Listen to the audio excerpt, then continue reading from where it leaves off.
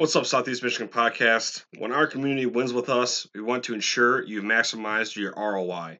Line shopping for the best odds matters, and that is why any profitable sports bettor needs to be using multiple sports books.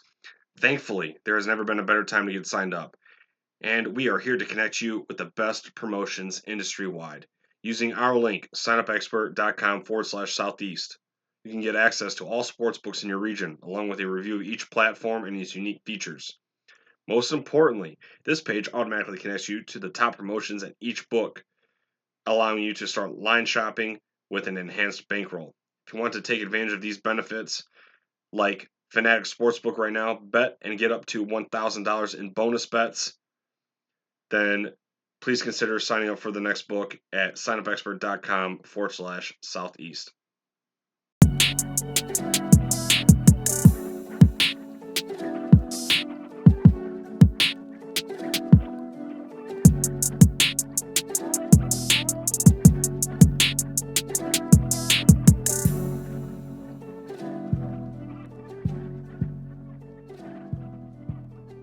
What's up, Southeast Michigan Podcast? Yes, I'm back. It's been over a month. The last time we dropped an episode was March 10th. Michigan was stumbling into the Big Ten tournament, and we all know how that kind of came off. They kind of went on a run, so to speak, right? Beating Purdue, Maryland, Wisconsin, and then they got into the tournament and kind of got shafted on the seeding, but eked it out versus UC San Diego, beat up on Texas A&M, and then ultimately just kind of fell apart in the second half versus number one seed Auburn.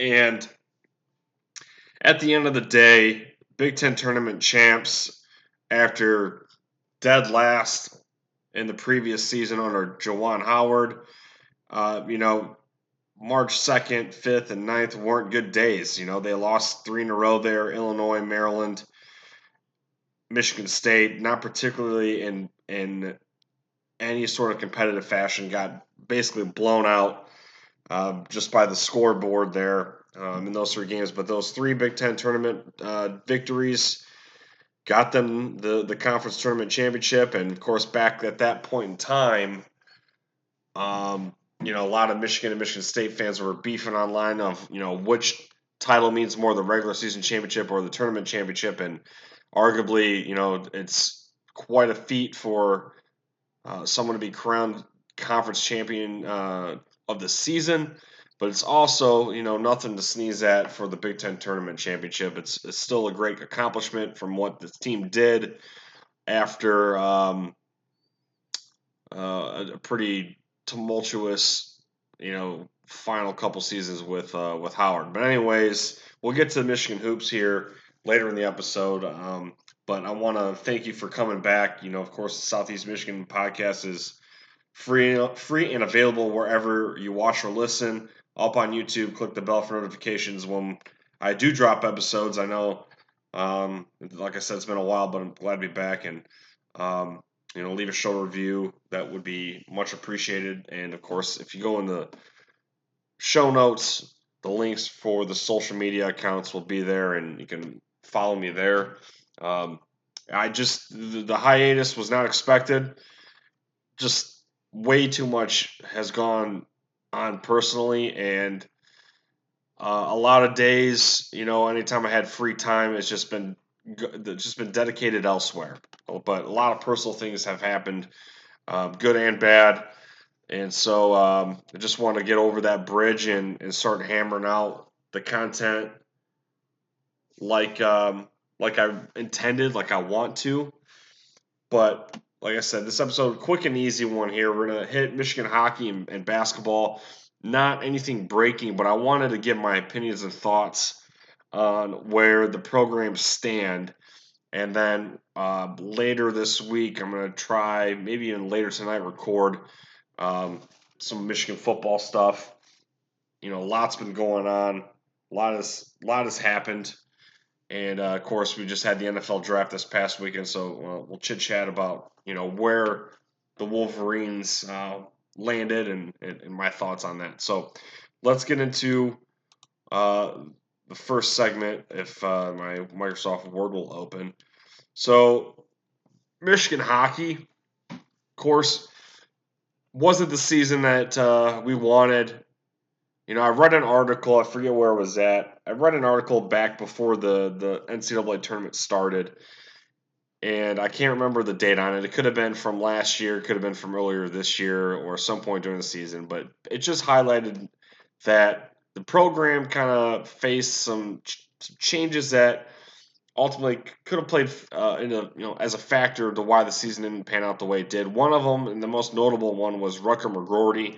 He said he was going to come back after last season, after the last Frozen Four run, and I guess right before the season he kind of reneged on that and decided to go into the NHL and carry on his career, which he is a Pittsburgh Penguin, and I think back in March scored his first pro goal. So him not being there on the team was definitely a blow.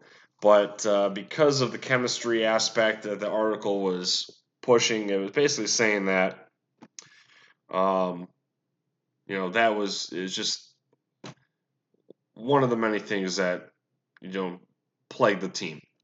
Of course, being at the game, I was to say game 2 of the first round conference tournament against Penn State. They dropped Friday night, I believe it was, and then I took my son to Saturday night, and it was a back and forth. And eventually, Penn State pulled away, and which that kind of catapulted Penn State into the tournament of being one of the most on fire, firing on all cylinders team. Just got a spark and really just went on a run. Went into the Final Four. Didn't get the Natty. Didn't get to the national championship, but they got the Frozen Four, first ever in program history. And for being historically just always a scrappy blue collar team, they just got hot at the right moment. So Michigan falls short in that opening round, and then Penn State just took care of business. But it was kind of a bummer. But Boston College,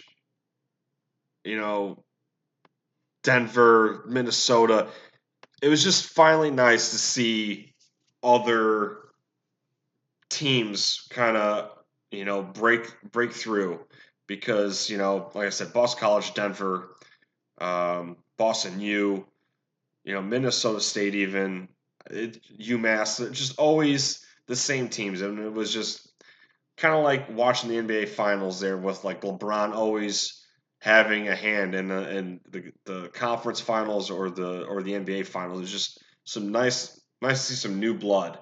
Same thing when Michigan beat Washington in the national championship. You had Texas in the Final Four. It was just nice. It was a breath of fresh air seeing some new logos out there per se. The hope, though, at the end of the Michigan hockey season was that they were going to squeeze in hopes to potentially, at least my hope was, they would get the Toledo region of that tournament. It was Fargo, Manchester, and Allentown, which basically Allentown for Penn State was, home ice, which definitely helped them out. But Ohio State and Michigan State both played at the Huntington Center right here in Toledo.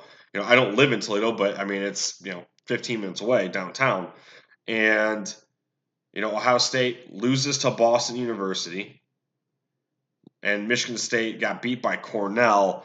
That was just huge, humongous fat L's. It was definitely fun as a Michigan fan to watch. Cornell, early on in the game versus Michigan State played the Michigan fight song "Hail to the Victors," and so you play that in the first period. You better back the hell of that up. You better back that up. I can't talk right now. which they did. And when they played that fight song, I want to say it was like not even 5 minutes into the first period. So uh, they talked the talk, they walked the walk. But it was a good tournament overall. The final four, Frozen Four in St. Louis, ended up being Boston U, Denver, Penn State, and Western Michigan. Western Michigan beats Denver. Boston U beats Penn State, and Western Michigan takes home its first ever national championship, and they won 6-2. Here is the final 10 seconds. There are no bad days ever in Kalamazoo. The Broncos, for the first time ever, are national champions.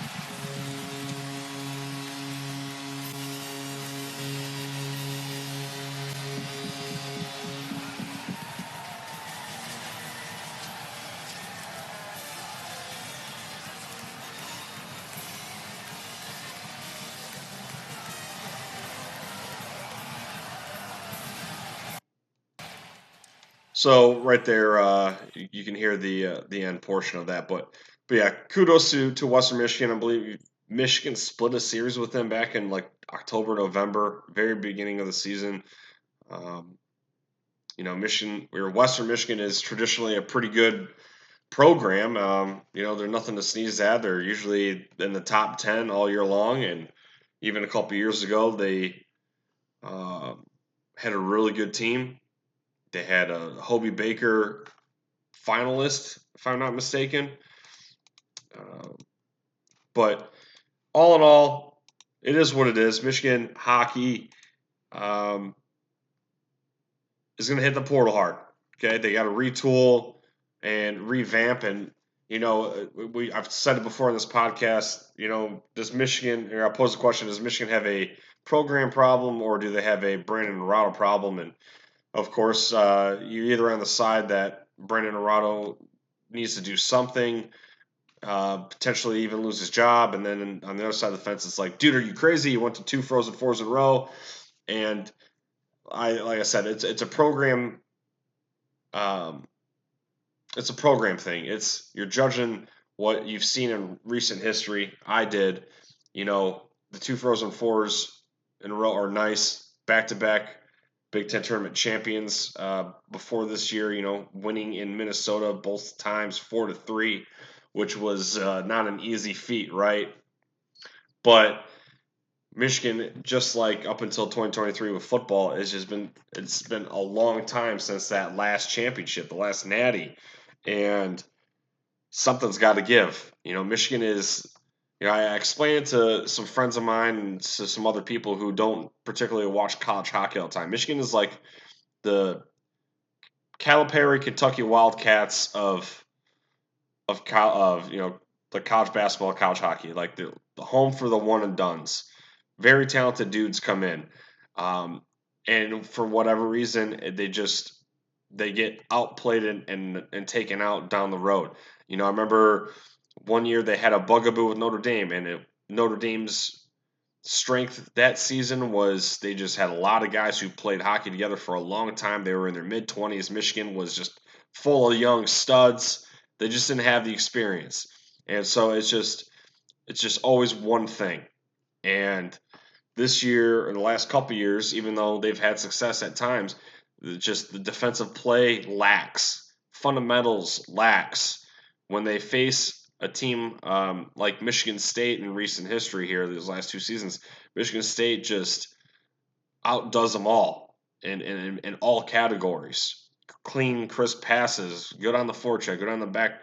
Like they're good everywhere. Michigan is just they dump and chase. That's like the Monday morning quarterback fandom right there, talking like you just watch them dump and chase, dump and chase. So um, we'll see. Again, hollow feeling not watching them play in postseason, but it is what it is. Speaking of Western Michigan, head coach Pat Ferschweiler wins Coach of the Year. Michigan State's Isaac Howard takes home the Hobie Baker. Howard expected to come back for the Spartans in his senior year coming up.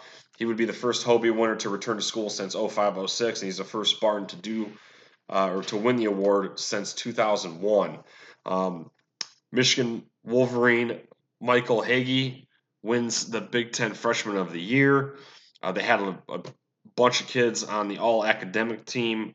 They had, I think, 2 on all freshman team. But real quick, Michigan players who ended up signing with their NHL, or next level contract deals. Ethan Edwards is now with the New Jersey Devils. Marcus Stappa signed a PTO with the Laval Rocket, which I believe is the Montreal Canadiens affiliate. Jackson Hallam went off to the Golden Knights. Speaking of Jackson Hallam, that was a guy who, he had a decent season this past year, but I felt like, I won't say always, but I feel like he left a lot of meat on the bone. Of course, he got hurt a couple seasons ago. Just really wish that we got more out of him. But, best of luck to that kid. Jacob Truscott signs with the Grand Rapids Griffins, so he's not too far from Ann Arbor still. TJ Hughes, I think I mentioned at the top of the episode here that he's coming back for another season. If I didn't, there you go. So that is a huge piece right there offensively. I think TJ Hughes had led the team in goals with 15, was on a 15-point game streak, and that was the most in the NCAA, or at least the conference for a minute there. I believe that was like December, January-ish. But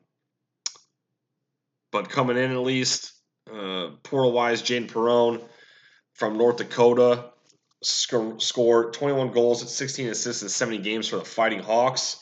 Was former teammates with Adam Fantilli, Luca Fantilli, Michael Hague, Nick Moldenauer, and Hunter Hady during their run with the Chicago Steel. So he's coming into play with some familiar faces. Michigan played North Dakota 2 years ago, so they ran into each other as foes then. But now they're going to, some of these guys are going to be teammates with them. Ben Robertson transfers in from Cornell, defenseman who's tallied 38 points in 71 games.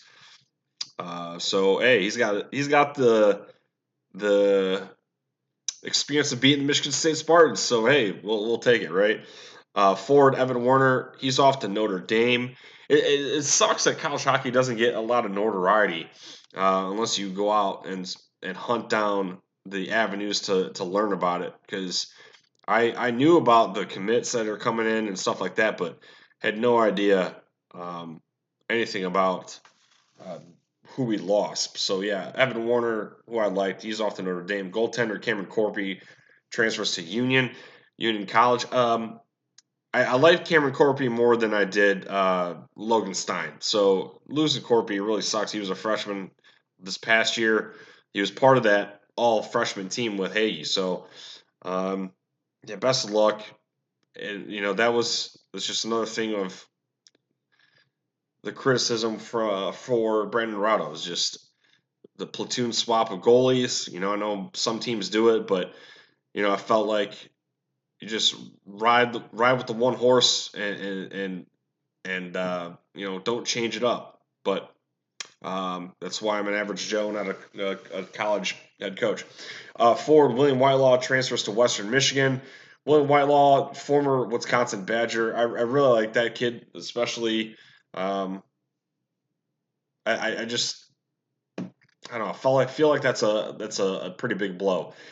Tanner Rowe, which came in at the end of the year really for backup sake. He's uncommitted in the portal with Will Felicio and Christian Humphreys. So Felicio was a highly touted recruit coming in, just plagued on the depth chart, so to speak, as a defenseman. But you hate to see young potential, high-end potential move elsewhere. But what can you do? So that's segment one for college hockey. When we come back, we'll get into basketball.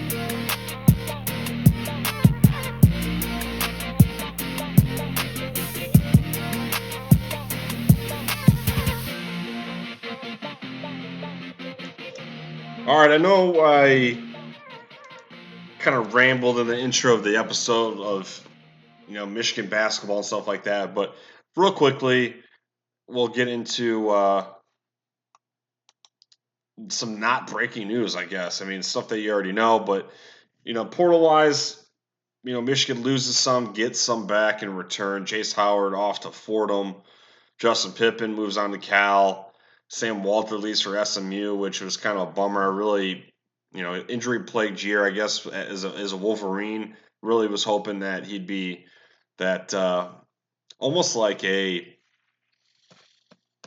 I can't think of his freaking name, and it's killing me. Off the bench. The dude that played for Michigan was now who then went to the Miami Heat. Jimmy Neutron. I can't remember his damn name. Kill me. Jeff's gonna kill me if he's listening to this. Anyways, that's what I thought was the potential there, but whatever. Best of luck to him down in Texas. Trey Donaldson goes on to Miami, and that one hurts. Like they say live by the three, die by the three. Like with Trey Donaldson, Michigan, live by Donaldson, die by Donaldson. He obviously had the coast to coast game winner. He did so much for Michigan down the stretch, and him and Danny Wolf were just could be a combination of oof sometimes, with the turnovers. And he was a tweener between the point guard and the two guard, and I'm sure with McKinney coming in, the 5-star recruit, and Ellie Cadeau coming in from North Carolina, there's a lot of mouths to feed, and so I don't blame him from going on to Miami. It just you hate the way some things end, So I know there's probably some bitterness there, but what can you do? It's a business. It's not college sports anymore, so it's just different. So yeah, best of luck to Trey. Fat Brooks is in the portal uncommitted, and be not much of a huge loss there in terms of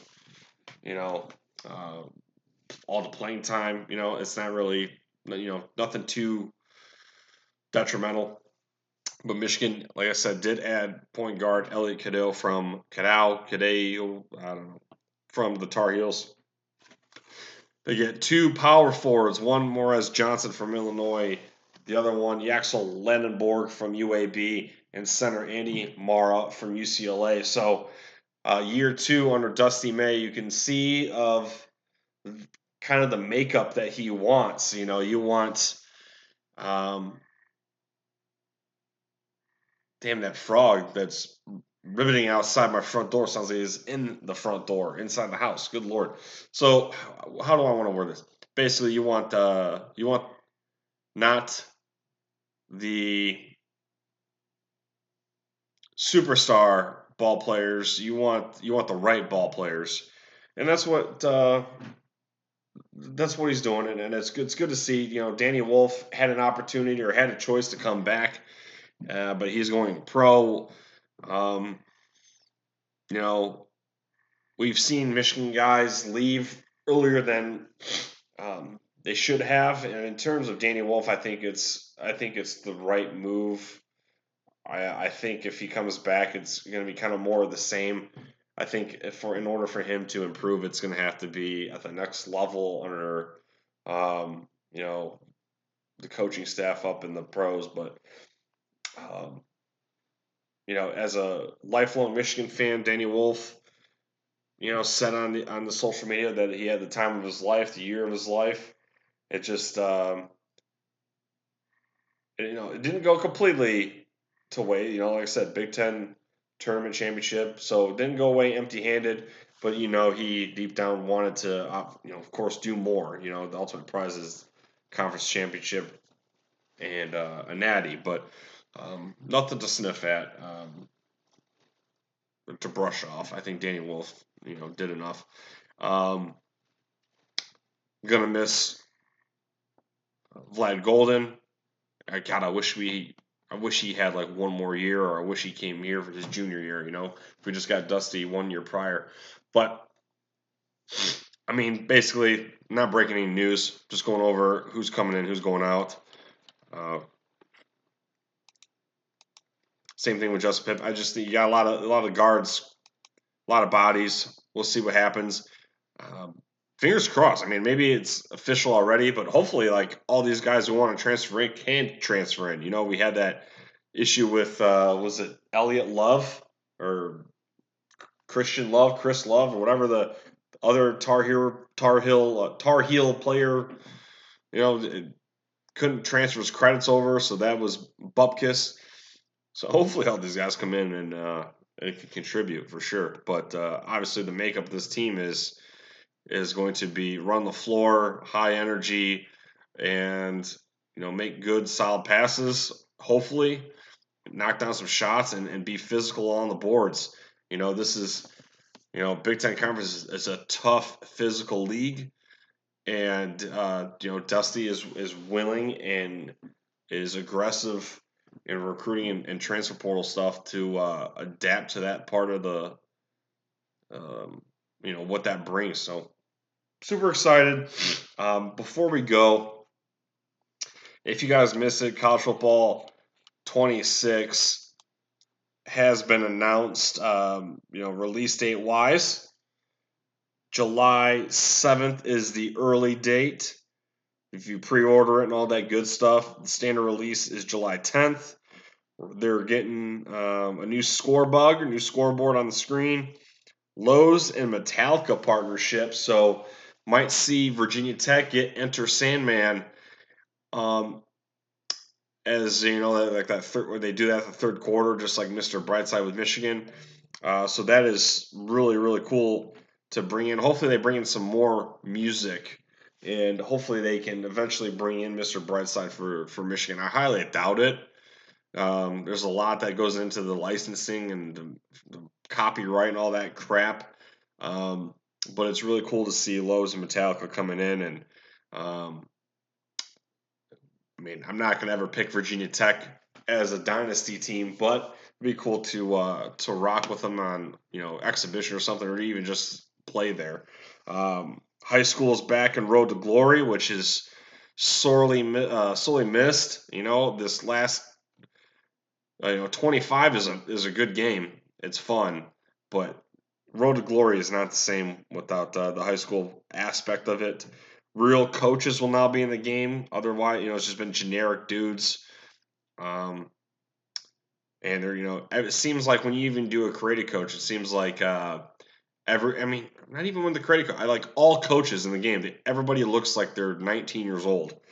So we'll see how that goes. And you're going to get three different coaches, or excuse me, three different covers of the game, which to me it is what it is.